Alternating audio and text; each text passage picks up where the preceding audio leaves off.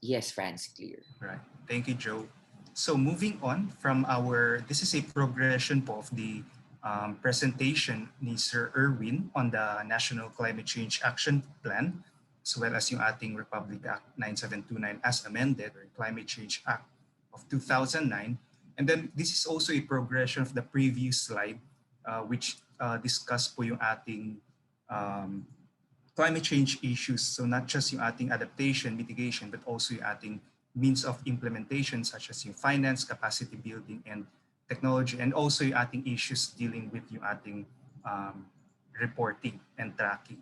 So now, we will be, on behalf of the Climate Change Commission and the CCET Help Desk, which generally provides yung technical backstop sa ating CCET process, I will be presenting to you the relationship of salient international and domestic frameworks that govern climate action in our country. So we will just be discussing ating salient frameworks, not all, but yung ating tatlong frameworks lang. So from international to local, so what we say glocal.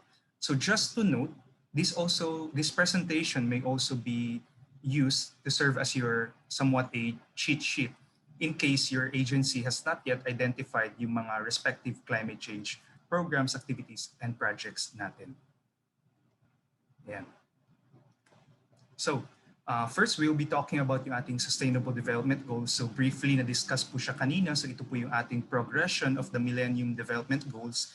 It is a 15-year development agenda which was laid out in the form of the SDGs. So, this lays down yung ating foundation for the post-2015 development agenda wherein country parties look to sustain yung gains of the MDGs as well as the gaps or unachieved targets while underscoring yung action natin in the sectors of climate change, economic inequality, sustainable consumption, and peace and justice. So SDGs are universal in that they cover challenges not just of all countries, but also those who are still developing, sorry about that, who are still developing, and that they are equally reflective of the economic, social, and environmental dimensions of sustainable development and the interconnections between them. So in essence, what is being talked about here is equitable economic and social progress within the planet's environmental resource boundaries. So it also adopts a systems approach in which the success of one SDG is dependent on the success of another. So sila po ay interdependent upon each other. Secondly, meron po tayong Philippine Development Plan, which is yung currently 2017 to 2022. It is the first of the 4 medium-term plans which lays down the foundation for the Philippine long-term vision. As you may have heard yung ating ambition natin 2040, which has outcome statements in poverty reduction, resilient communities and individuals, and lastly, a transition to a knowledge economy. So ito po yung ating results matrix of the current PDP. In broadly, yung kanilang outcome statements is first yung malasakit or yung the enhanced social fabric, meron tayong pagbabago or reducing inequality, and patuloy na pag-unlad or increasing growth potential. So these outcomes are supported by measures in trade and fiscal policy, macroeconomic stabilization, and promotion of competition.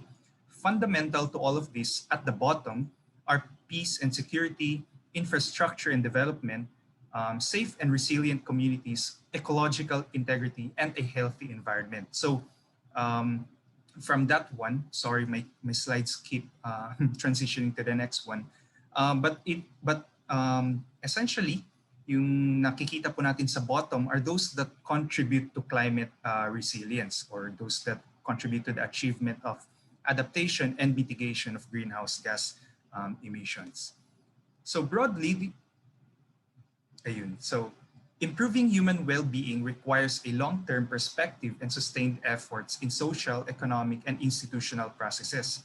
However, development depends heavily on global material conditions in which climate is a big determinant of this condition.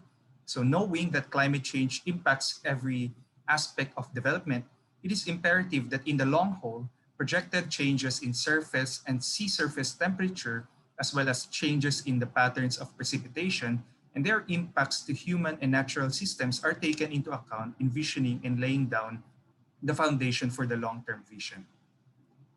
So ayun po, as nabanggit po ni Sir Erwin earlier, what we are looking at pag sinasabing or what we're talking about climate change is first yung increase in temperature. So hindi lang po siya yung surface temperature, but also yung sea surface temperature or yung temperature of, or rising temperature of our oceans, and also yung changes in precipitation patterns. So just to note, pag sinabing changes in precipitation patterns does not mean it will be rainier or a lot more precipitation in the future, as well as it does not mean na it will be drier in the future. So meron po tayong projected changes in precipitation patterns lang po.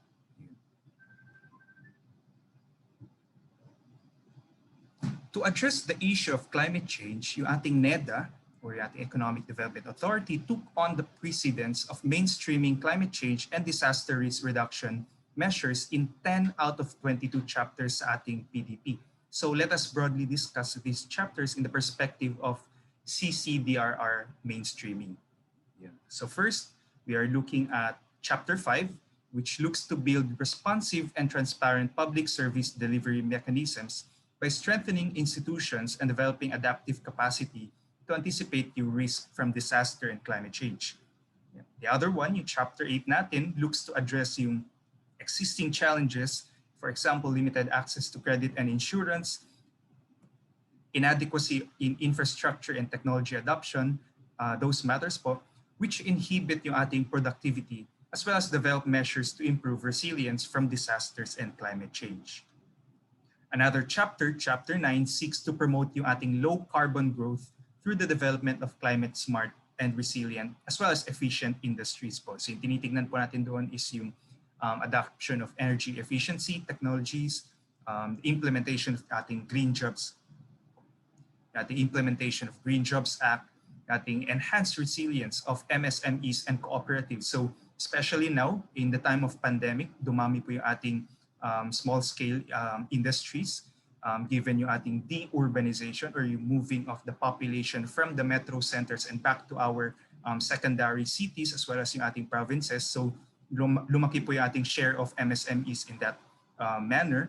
Ating Chapter 10, which seeks to provide solutions to address the health consequences of climate change and disaster impacts po. So we are looking at here is yung the attendance to health consequences of climate change and disaster. So meron po tayong not just injuries or mortality that are caused by yung ating floods, landslides, and other climate-related disasters, but we're also looking at yung ating mga emergent na mga climate-sensitive na mga diseases. So for example, meron po tayong malaria, dengue, food and waterborne diseases that may be accelerated or accentuated by the rising temperature conditions po.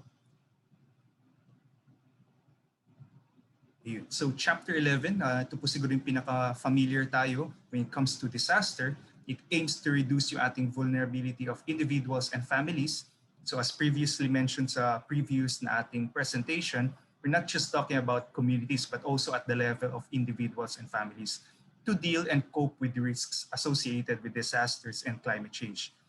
It gives particular focus on decreasing yung vulnerabilities through reducing yung exposure, which means relocating or removing the exposed population,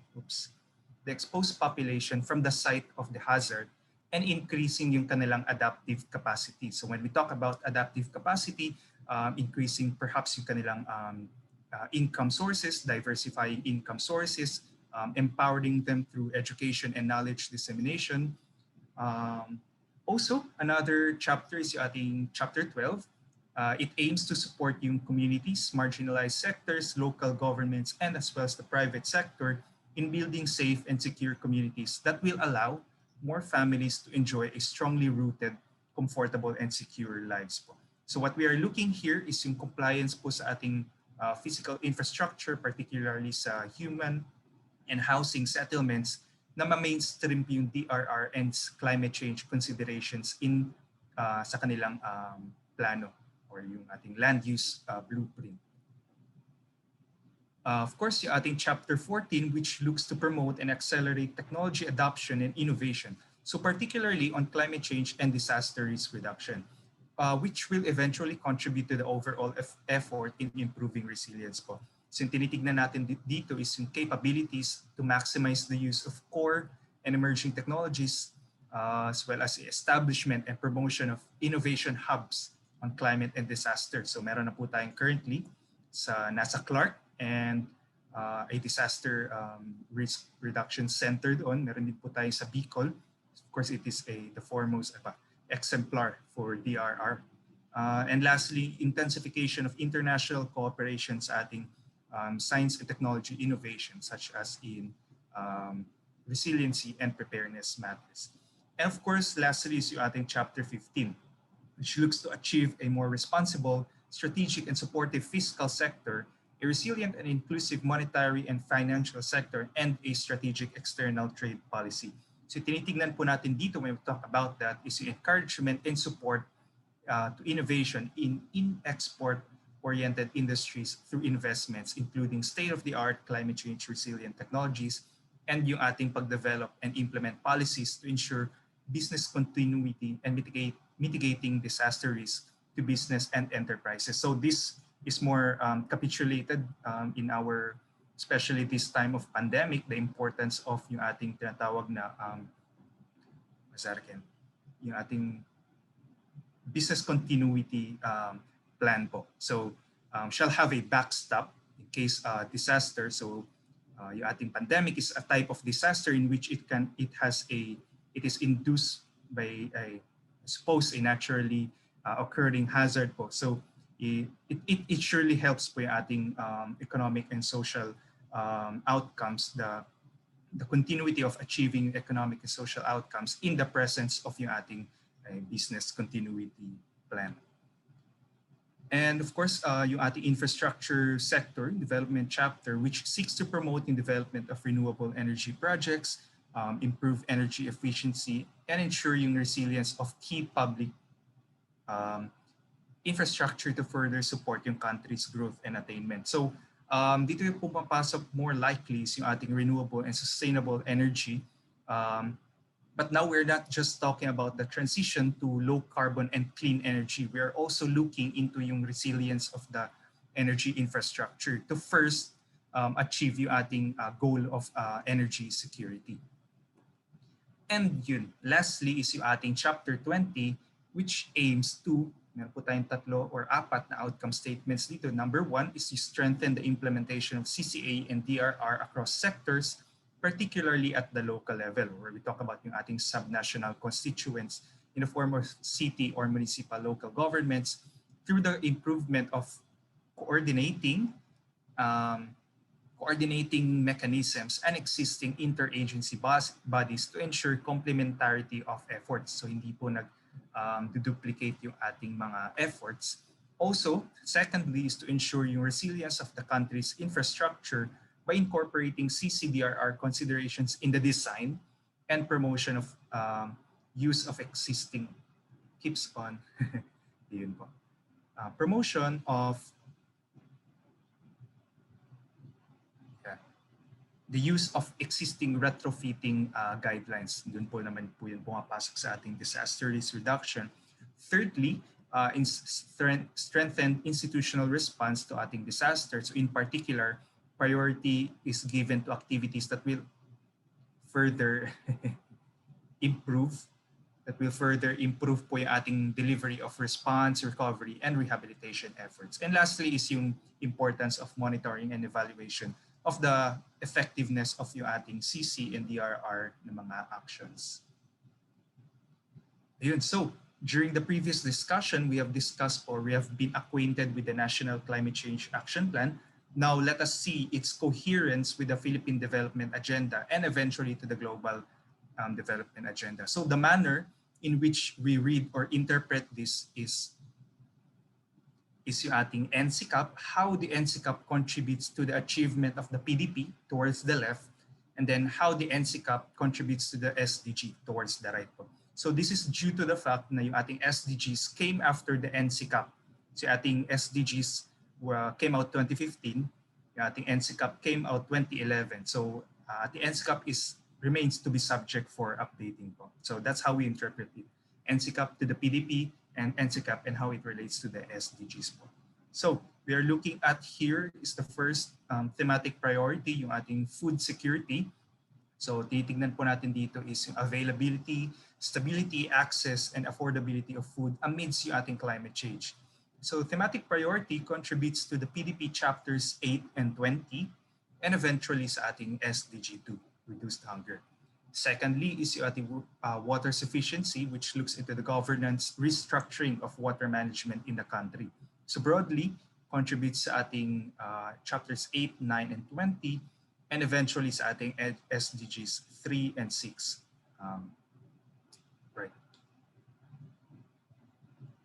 Thirdly, ating ecological and environmental stability looks into the protection and restoration of the ecological functions of the environment. So it takes the environment and natural resources as the material basis upon which development occurs and depends. So contributes sa ating PDP chapters 8, 9, and 20, as well as yung ating SDGs 8 and decent work and economic growth, SDGs 14 and 15 most especially, life below water and on land. And now we are looking at here sa ating human security, looking into the resilient human settlements planning and reduced vulnerability of the population to climate-sensitive illnesses and diseases and disasters.